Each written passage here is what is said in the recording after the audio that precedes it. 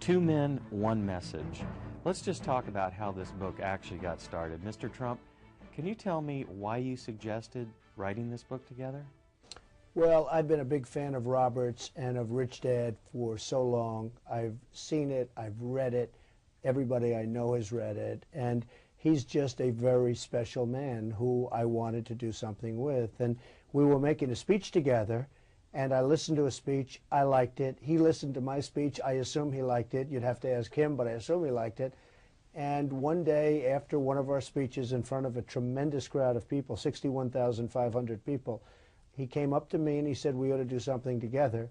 And I've had lots of #1 bestsellers, and he's had lots of #1 bestsellers, and we're just putting it all together.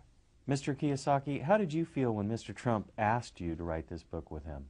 Well, he's right. When I listen to his talk, he always talks about think big. Mm-hmm. And when we said, let's write a book together, I had to think big. And that's what I had. It was beyond reality at that moment. So I would thank him for, sharing his celebrity with me. Beyond reality television.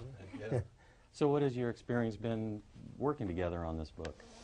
Well, I just love this man, and his wife, Kim, is amazing, and she's done her own book and books, and they're also really good. In fact, I read it and endorsed it, so I wouldn't endorse it unless I felt the same way. And it's just become a very special relationship, and it's a very easy relationship. It's not like, oh, gee, it's difficult, or it's just a very easy relationship. We think the same way. We have the same ideas, and we love education, and we want to educate people and help people. I think more than anything else, Robert wants to help people, and so do I. Okay, you both come from very different backgrounds. Mr. Trump, you're from the financial capital of the world, New York. Mr. Kiyosaky, you're from the laid-back, hang in there, He's not so laid back. Okay. No, he's not, but Trust he was me. from a place that was laid back. And so how did you guys come together from such different backgrounds? You came from not so much money, you came from some money, and yet you're together.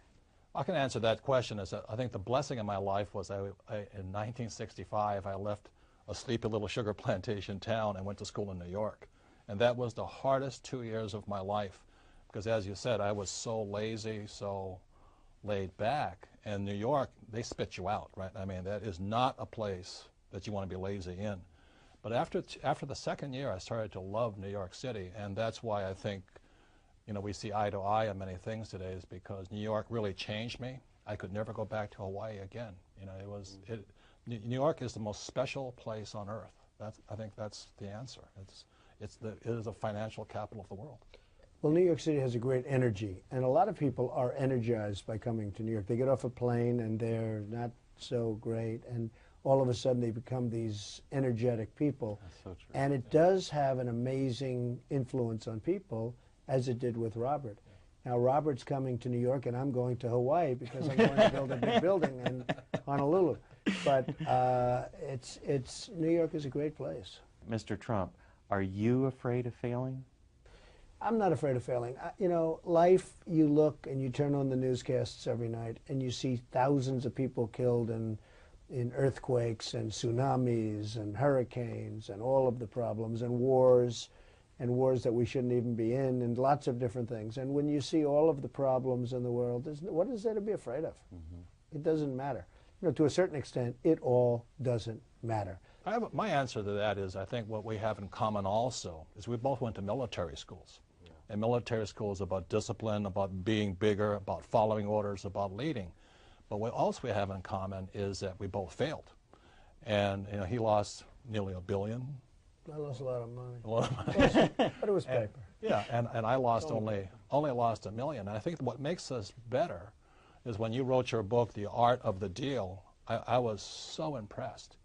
But when you wrote The Art of the Comeback and what it meant to come back from being down so far, and most people are terrified of losing $100, and here you're down $1 billion. Billions. And you come back.